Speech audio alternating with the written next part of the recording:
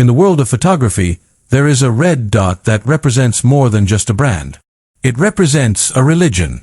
For 70 years, the Leica M system has been the ultimate purist's tool. It survived the transition from film to digital, the rise of autofocus, and the death of the rangefinder at the hands of every other manufacturer. But as we stand here in 2026, the walls of the Wetzlar factory are whispering about a change so radical, it has the purists screaming sacrilege, while a new generation of creators waits with bated breath. This is the Leica M12. It is not just a camera, it is a battle for the soul of photography. Welcome to my channel Tech Launch. Subscribe my channel and click on the bell icon for the new tech updates. After years of incremental updates, Leica is reportedly preparing to break its own rules. We are talking about a hybrid rangefinder, the first ever in-body image stabilization in an M-body, and a sensor that marks Leica's return to independent engineering. The question isn't just, how good is the M12? The question is it still a Leica? To understand the weight of the M12, you have to understand the burden of the M11. When the M11 launched, it was a technical masterpiece, triple-resolution technology, a massive battery, and internal storage. But it was also plagued by software glitches that took years to stabilize. For the M12, Leica isn't just fixing bugs, they are redesigning the interface of reality. The rumors coming out of Germany suggest that the M12 is significantly smaller than the M11, dropping by nearly 3 mm in thickness. In the world of rangefinders, 3 mm is a mile. It takes the M12 back to the classic, slim proportions of the legendary M6 film camera, but with a brain that is light years ahead of anything we've seen in a mirrorless body. But let's get to the feature that is causing a civil war in the Leica forums, the hybrid viewfinder.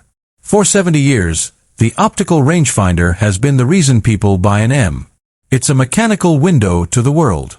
But as lenses get faster and sensors get more demanding, manual focusing through a glass patch is becoming an elite skill that many newcomers find daunting.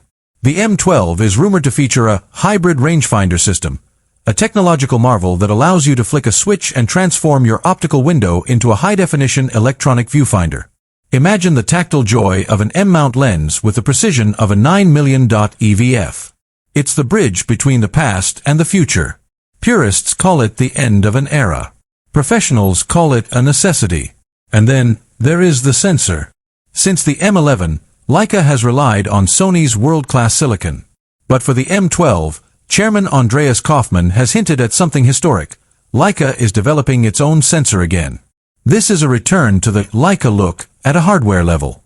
We aren't just talking about megapixels, though rumors suggest a 70-megapixel beast. We are talking about color science, micro-contrast, and dynamic range that is tuned specifically for M-mount glass.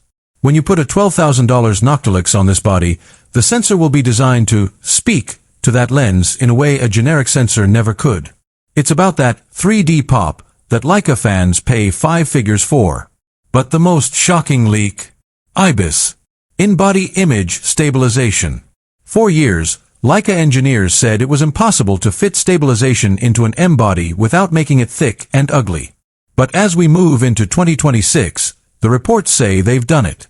They've miniaturized a 5-axis stabilization system that will allow you to shoot handheld at 1-second exposures. Think about what that does for street photography. You can capture a bustling New York